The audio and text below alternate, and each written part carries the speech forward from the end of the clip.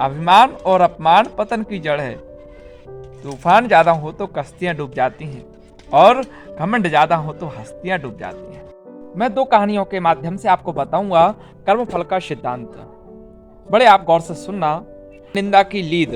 प्राचीन समय की बात है, काशी नरेश ने एक बार रात्रि में स्वप्न देखा। स्वप्न में देवदूत ने उनसे कहा, नरेश तुम बड़े पुण्यात्मा हो, तुम्हारे लिए स्वर्ग में एक आवास बना है और जब चाहो तब तुम उसमें आराम कर सकते हो। यह देखकर राजा को अपने पुण्यात्मा होने का गर्व हुआ। गर्व मनुष्य की योग्यता को मार डालता है। राजा को हुआ कि जब स्वर्ग में मेरे लिए आवास की तैयारी है तो अब मुझे क्या चिंता।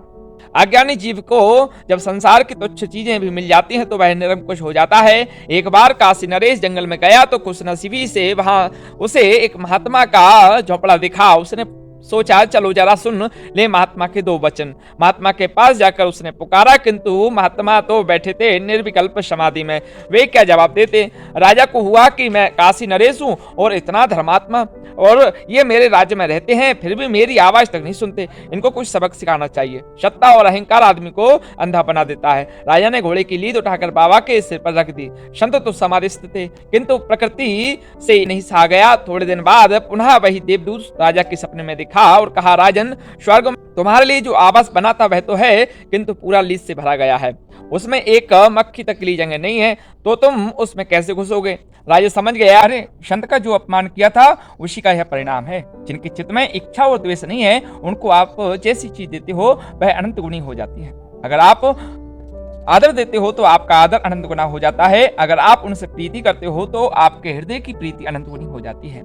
आप उनमें दोष देखते हो या उनसे द्वेष करते हो तो आपके अंदर अनेक दोष आ जाते हैं। जैसे खेत में आप जो बोते हो वही उगता है। हो सकता है कि खेत में कोई बीज ना भी उगे, किंतु ब्रह्मवेत्ता के खेत में तो सब उग जाता है।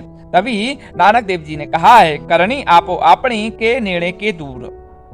अपनी करनी से ही आप अपने भगवान के महापुरुषों के करीब महसूस करते हो और अपनी ही करनी से आप अपने को उनसे दूर महसूस करते हो।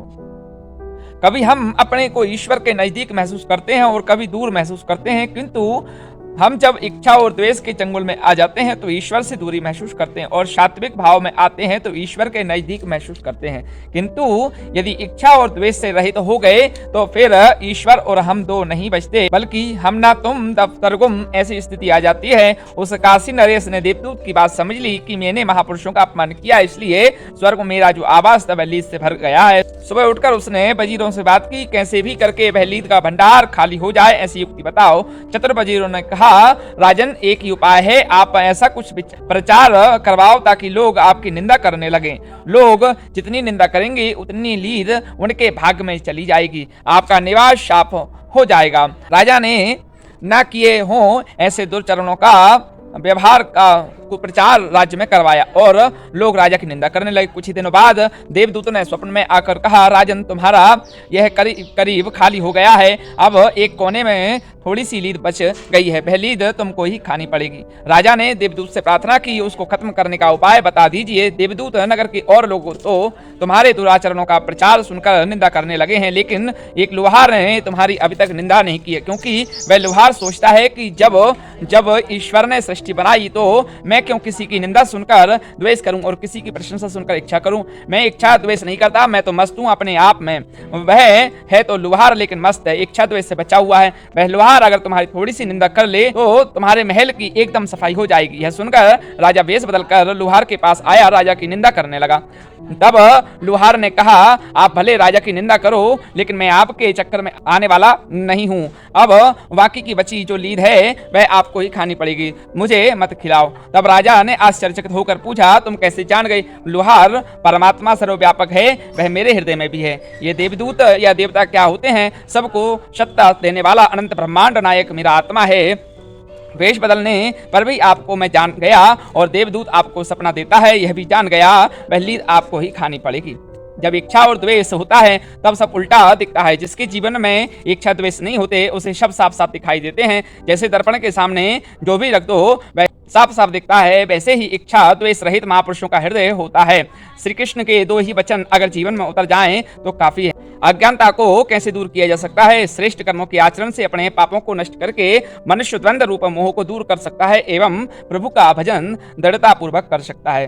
भले ही विधाता ने आपके भाग में कुछ ना लिखा हो, पर अगर किसी गुरु की आप पर कृपा हो जाए तो आपको भी वो मिल सकता है जो आपकी किस्मत में नहीं है। इसलिए कहते हैं कि भाग लिखी मिटे नहीं, लिखे विधाता लेख, मिल जावे गुरु मेहर तो लगे लेख पे मेघ। भाग में लिखा विधाता का लेख मिट नहीं सकता, पर किसी पर गुरु की मेहरबानी हो जाए तो विधाता का लेख भी दीवार की मेख पे लटका रह जाता है। अगर जानकारी आपको अच्छी लगी हो तो वीडियो को लाइक शेयर जरूर करें। धन्यवाद। इसी प्रकार की हमारी अन्य जानकारियों के लिए, कहानियों के लिए आप जो है हमारे चैनल को देखते रहें।